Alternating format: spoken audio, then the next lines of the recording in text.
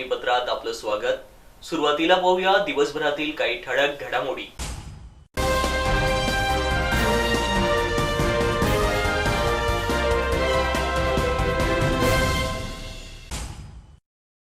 म्हसदी शिवारात सर्रासपणे सुरू असलेल्या गावठी दारू हातभट्टीवर साक्री पोलिसांचा छापा। 2000 रुपयांची लाच स्वीकारताना श्रीकांत भावसार एसीबीच्या जाळ्यात। साक्री तालुका दुष्काळ जाहीर करण्यासाठी दहिवेल येथे बेमुदत उपोषण। शिरपूर तालुक्यातील लाकड्या हनुमान शेत शिवारातील गांजा शेतीवर धुळे एलसीबीची कारवाई। वसई जनता सहकारी बँकेचा सुवर्ण महोत्सव समारंभाची उत्साहात सांगता। औदाण शिवारात स्विफ्ट कारसह 3.5 लाखांचा गांजा जप्त।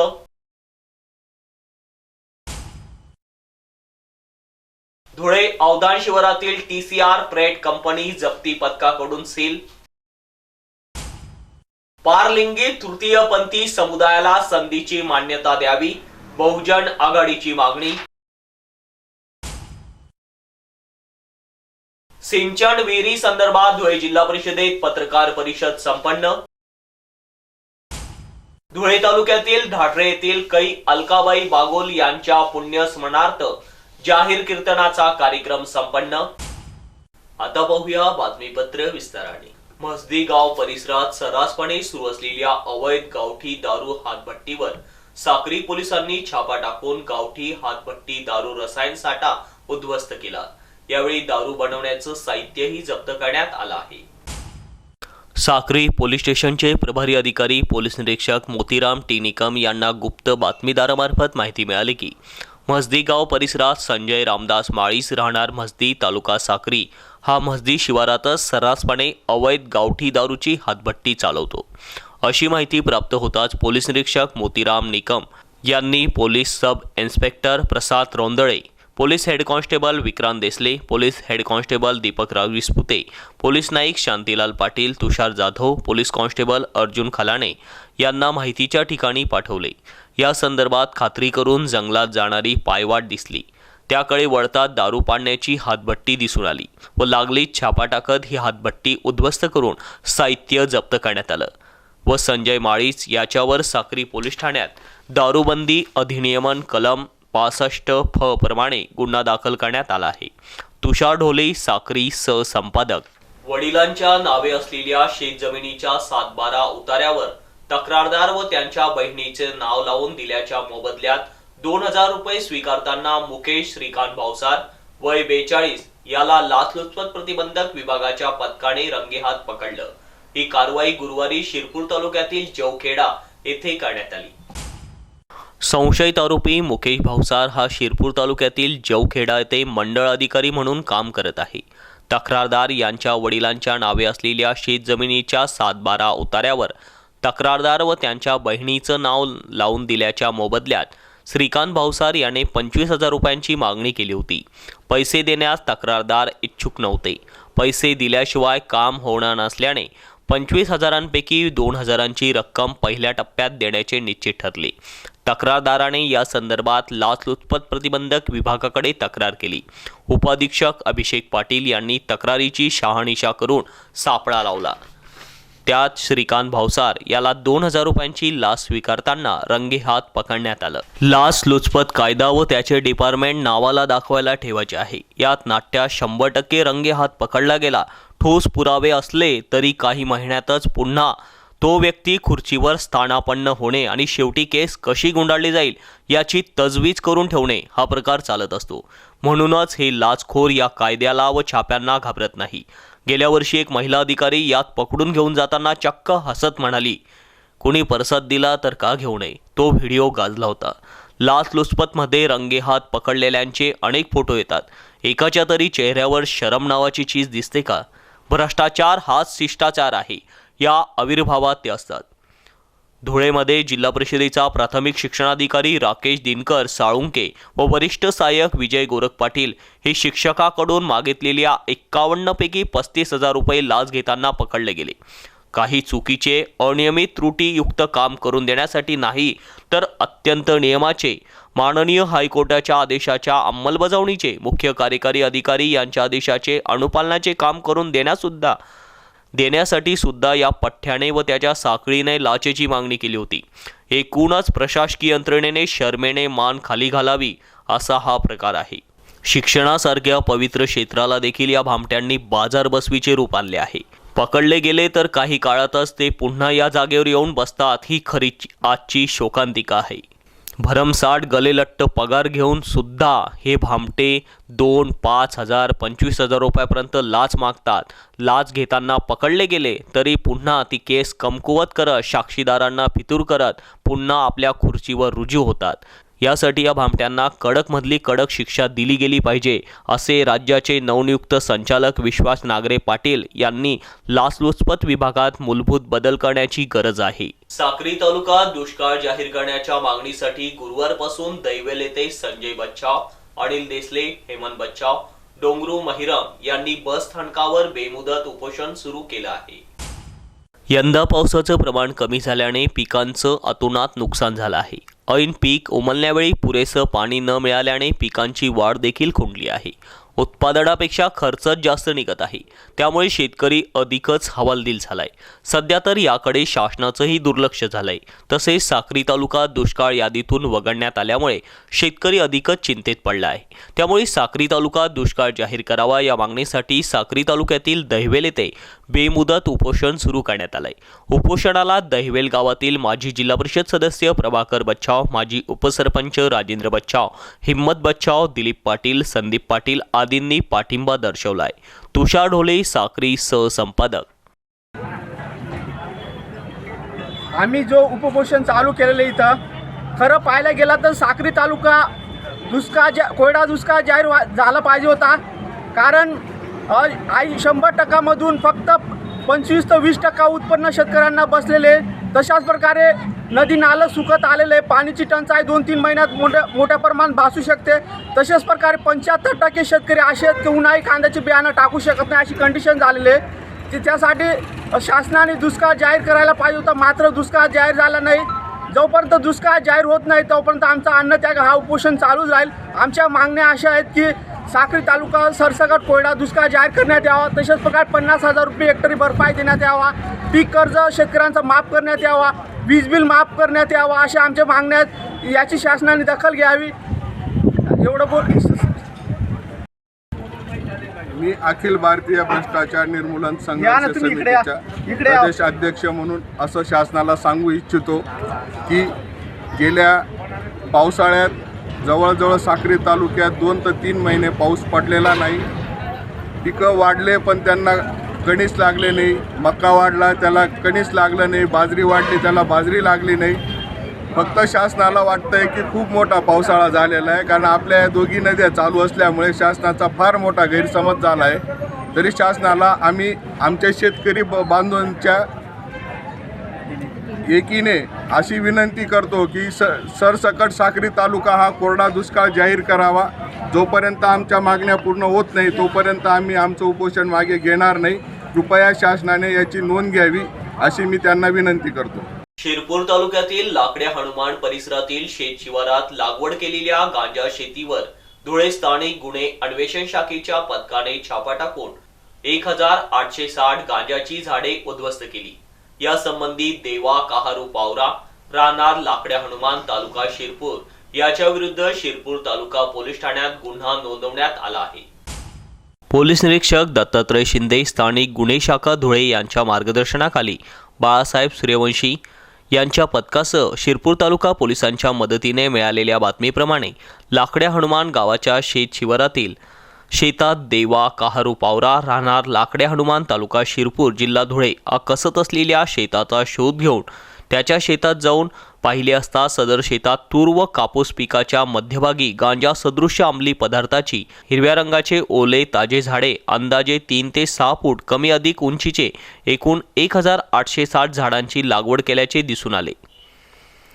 त्यामध्ये 3,10,000 रुपये किमतीचा एकूण 6,002 किलो वजनाचा गांजा सदृश अंमली पदार्थाच्या वनस्पतीचे हिरवे, ओले, ताजे झाडे, पाने, फुले व फांद्या असलेले बुंध्यापासून ते शेंडापर्यंत अंदाजे उंची 3 ते 6 फूट, कमी अधिक उंचीचे प्रति किलो 5,000 रुपये अंदाजे किंमत, असा एकूण 3,10,00,000 रुपये किमतीचा मुद्देमाल जप्त करण्यात आला आहे. 3,10,00,000 रुपयांचा मुद्देमाल जप्त करण्यात आला आहे. वरील प्रमाणे मिळून आलेला मुद्देमाल जप्त करून इसम नामे देवा काहरू पावरा राहणार लाकडे हनुमान तालुका शिरपूर याच्या विरुद्ध पोलीस कॉन्स्टेबल महेंद्र देवराम सपकाळ नेमणूक स्थानिक गुन्हा शाखा धुळे यांनी दिलेल्या फिर्यादीवरून कुंगीकारक औषधी द्रव्ये गुन्हा रजिस्टर नंबर 260/2023 व मनोव्यापारावर परिणाम करणारे अंमली पदार्थ अधिनियमन कलम 1985 चे कलम 20 व 22 प्रमाणे गुन्हा दाखल करण्यात आला आहे.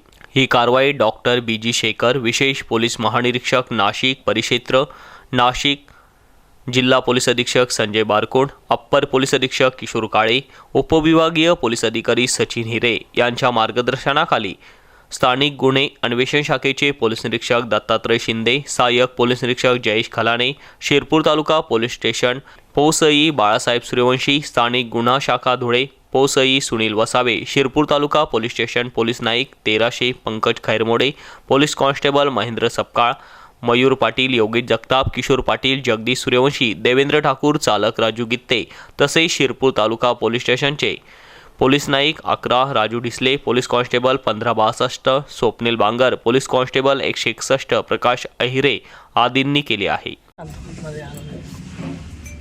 धुळे जिल्ह्यामध्ये शिरपूर तालुका पोलीस स्टेशन म्हणजे सांगवी पोलीस स्टेशन हद्दीमध्ये लाकडे हनुमान या शिवारामध्ये आपण मोठी गांजाची कारवाई केली आहे. ही कारवाई आमचे LCBचे PI दत्ता शिंदे साहेब त्याच्या पथकाने केलेली आहे. त्यामध्ये जवळजवळ 1860 झाडं आपण शेती केली होती ते आपण जप्त करण्यात आलेली आहेत. ही झाडं बऱ्यापैकी जुनी दिसून येतात कारण ते खोड हे 3.5 इंचापासून 4.5 इंचापर्यंत आहे आणि हाईट ही 3 फुटापासून 6 फुटापर्यंत आहे. त्याची बाजार किंमत आपण 5,000 लावली आहे. त्यानुसार हे जे टोटल किंमत होती 3,10,00,000ची. या केलेल्या कामगिरीबद्दल मी आमच्या LCB पथकांचे अधिकारी दत्ता शिंदे या पथकाचा मी या ठिकाणी कौतुक करतो व त्यांना या केलेल्या कामगिरीबद्दल मी 20,000चं बक्षीस जाहीर करतो. मी आपल्यामधून हे पण सांगू इच्छितो की जर कोणाला आपल्या जिल्ह्यातील कुठल्या अंमली पदार्थाबद्दल माहिती असेल म्हणजे गांजा असेल, चरस असेल, हिरोन असेल, MD असेल, कुत्ता गोली असेल किंवा दारू असेल तर गुटखा असेल तुम्ही ह्या नंबरवर आपण संपर्क करू शकता. ह्या जो बातमीदार असेल त्याचा आम्ही नाव गुपित ठेवू, नाव पत्ता गुपित ठेवू. त्या जर त्या व्यक्तीचे फोटो पाठवले ते फोटो पाठवू शकतात, लोकेशन पाठवू शकतात. हा अँड्रॉइड मोबाईल आहे, त्यात WhatsApp ॲक्टिवेट केलेला आहे तेव्हा ती इथून पण माहिती आमच्याकडे मिळेल. जर एखादी आम्हाला बातमीदारी माहिती दर्जावर दिली आणि एक मोठी जर त्यामध्ये कारवाई झाली तर आम्ही यथोचित त्यांना बक्षीस सत्कार देखील करू. केलेल्या कामगिरीबद्दल LCB पथकाचं व सगळं जयेश खलाणे शिरपूर तालुक्याचे PI यांचं कौतुक करतो. वसई जनता सहकारी बँकेचा सन 1973 ते 2023 या सुवर्ण महोत्सवी वर्षाचा सांगता समारंभात आज केंद्रीय मंत्री नितीन गडकरी यांची प्रमुख उपस्थिती लाभली होती. त्यांनी वसई जनता सहकारी बँकेच्या गरुड झेपेच्या कार्याला उजाळाही दिला. वसई जनता सहकारी बँक ही 50 वर्षापासूनची बँक आहे. परंपरा असल्यामुळे सुरुवातीला ती बँक फार कठीण काळात होती. आता वसई जनता सहकारी बँक 5,000 कोटी रुपयेपर्यंत ठेव योजना राबवत आहे आणि गरजवंतांना आम्ही कर्ज देखील उपलब्ध करून देत असं बँकेच्या अध्यक्षांनी सांगितलं. केंद्रीय मंत्री नितीन गडकरी यांनी विकास कामाचा शुभारंभ करत रस्त्याच्या कामांना मंजुरी देण्यात आली आहे. कार्यक्रमाचे अध्यक्ष म्हणून वसईचे आमदार हितेंद्र ठाकूर व क्षितिश ठाकूर हे होते. विरारमधील भारतीय जनता पार्टीचे आणि बहुजन विकास आघाडीचे नेते देखील या समारंभाला उपस्थित होते. योगेश साबळे, विरार प्रतिनिधी. आणि मला अतिशय आनंद आहे की बँक जरी लहान असले तरी समाजाबद्दलचं ऋण जे आहे त्याची आठवण ठेवून समाजाला परतफेड करतात आणि म्हणून अनेक चांगले चांगले कार्यक्रम समाज उपयोगी बँक घेते, त्यांना मदत करते. याबद्दल बँकेच्या सर्व संचालकांना, पदाधिकाऱ्यांना मी मनापासून धन्यवाद देतो आणि त्यांचं अभिनंदन करतो. मला विश्वास आहे उत्तरोत्तर अशीच प्रगती करत नाही. खरं म्हणजे या कार्यक्रमात मी हायवेबद्दल बोलणं पण अनायसे हितेंद्र ठाकूर आणि आमदार म्हणतील की मी काहीच बोललो नाही. तर पहिले की हा जो रोड आहे हा गुजरातचा, मी PWD मंत्री असताना त्याचं काम केलं होतं. मी याचं नाव डेथ ट्रॅप ठेवलं. भारतामध्ये अनेक रोड खराब आहे, पण याच्या इतका कोणता माझी हिंमत न करून अनेक वेळा मी जायचो, ठाणे जिल्ह्यात जायचो, इतका ट्रॅफिक आहे. आणि त्यामुळे जे काही म्हणलं आलं हितेंद्र ठाकूर ते बरोबर, खूप ॲक्सिडेंट होतात. तेव्हा आता या रोडवर मी नक्कीच तुम्ही सांगितलं कॉन्क्रीटचा रोड बनवणार आहे पूर्ण हा. सध्या NH-48 मुंबई आग्रा राष्ट्रीय महामार्गावरील अवधान शिवारात स्विफ्ट कारमधून गांजाची तस्करी होत असल्याचे उघडकीस आणण्यास स्थानिक गुन्हे अन्वेषण शाखेच्या पथकाला यश आले आहे. घटनास्थळावरून 3,51,050 रुपये किमतीचा मुद्देमाल जप्त करण्यात आला आहे. या प्रकरणी पोलीस ठाण्यात एकाविरुद्ध गुन्हा दाखल झाला. स्थानिक गुन्हे शाखेचे पोलीस कॉन्स्टेबल कमलेश सुरेश सूर्यवंशी यांनी मोहाडीनगर पोलीस ठाण्यात फिर्याद दाखल केली. फिर्यादीत म्हटले आहे की 1 नोव्हेंबर रोजी स्विफ्ट कार क्रमांक MH14 DZ 8055 मध्ये गांजाची वाहतूक होणार असल्याची गुप्त माहिती मिळाली.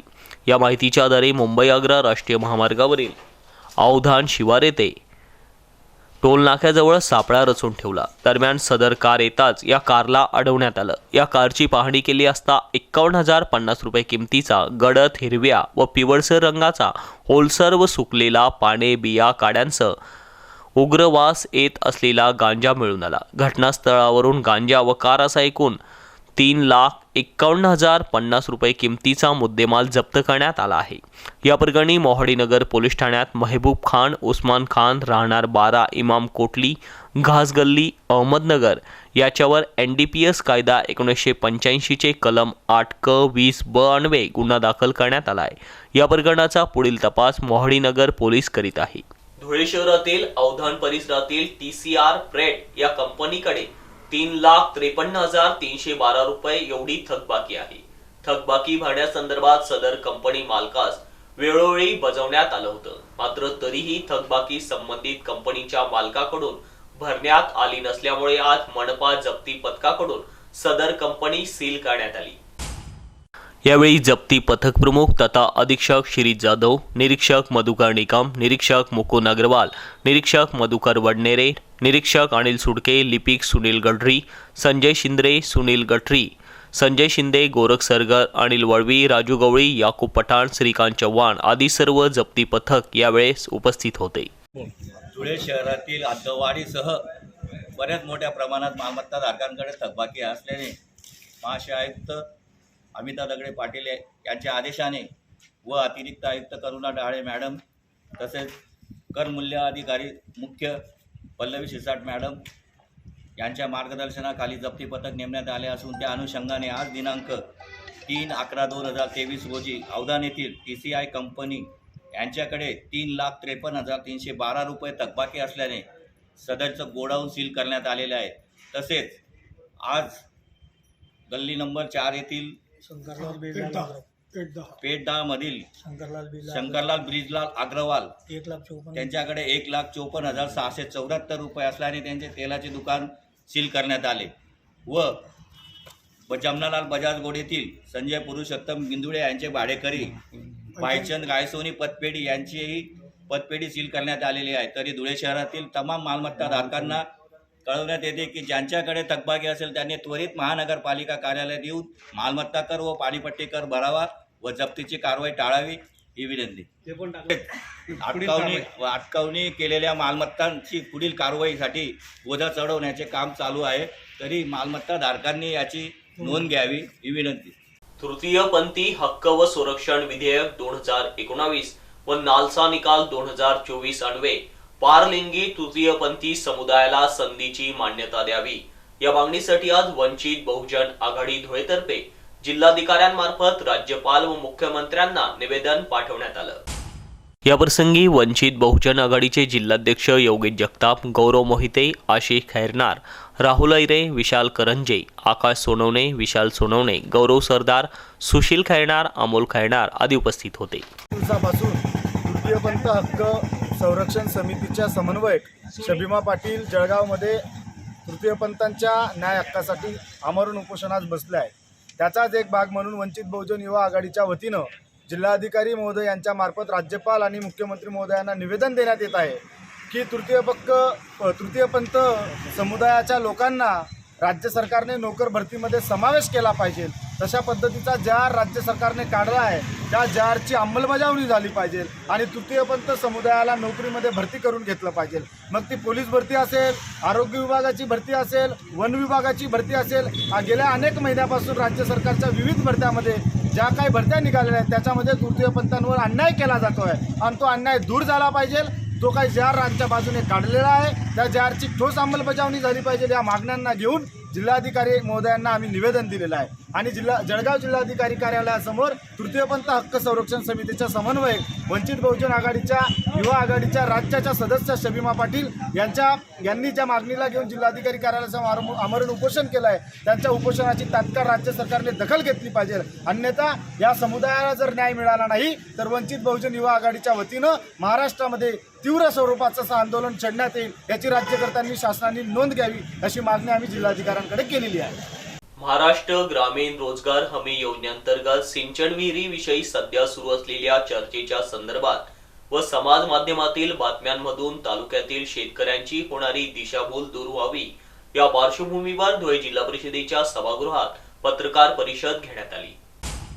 पत्रकार परिषदेला माजी कृषी सभापती अरविंद जाधव, सदस्य संग्राम पाटील, मुख्य कार्यकारी अधिकारी शुभम गुप्ता, सदस्य राम भदाणे, धुळे पंचायत समिती सभापती वंदना मोरे आदी उपस्थित होते.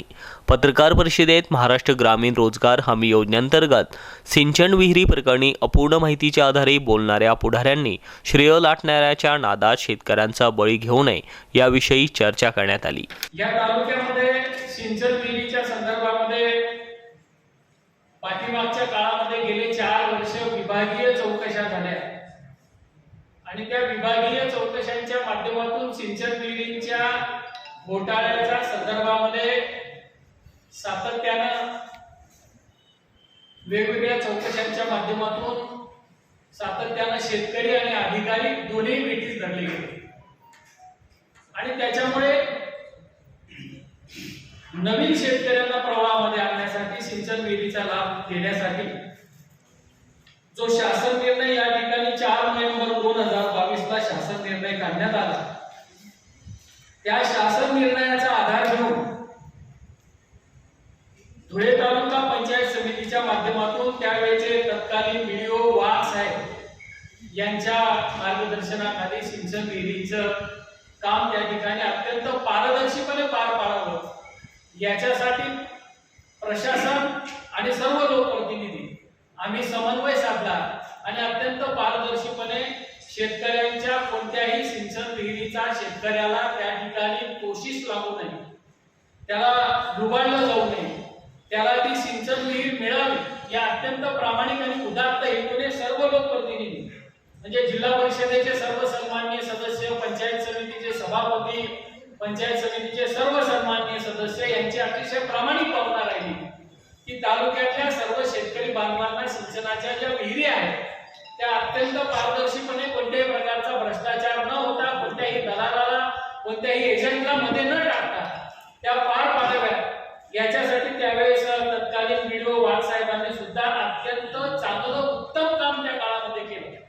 धुळे तालुक्यातील ढाढरे येथील कैलासवासी अलकाबाई अशोक बागोल यांच्या पुण्यस्मरणार्थ काल रात्री हरिभक्त परायण रवी किरण महाराज दोंडाईचकर यांचा जाहीर कीर्तनाचा कार्यक्रम आयोजित करण्यात आला होता.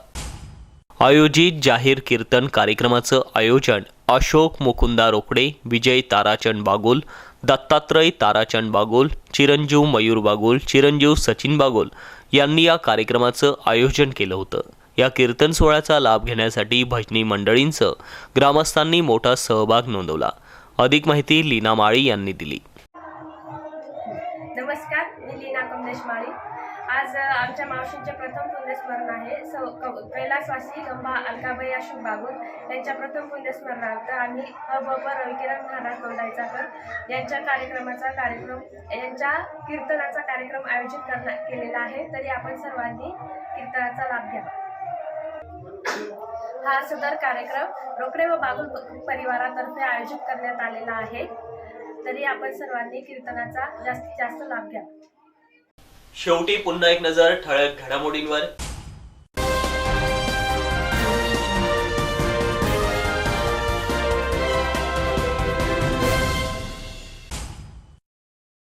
मसदी शिवारात सर्रासपणे सुरू असलेल्या गावठी दारू हातभट्टीवर साक्री पोलिसांचा छापा. 2000 रुपयांची लाच स्वीकारताना श्रीकांत भावसार एसीबीच्या जाळ्यात. साक्री तालुका दुष्काळ जाहीर करण्यासाठी दहिवेल येथे बेमुदत उपोषण. शिरपूर तालुक्यातील लाकड्या हनुमान शेत शिवारातील गांजा शेतीवर धुळे एलसीबीची कारवाई. वसई जनता सहकारी बँकेचा सुवर्ण महोत्सव समारंभाची उत्साहात सांगता. औदाण शिवारात स्विफ्ट कारसह 3.5 लाखांचा गांजा जप्त.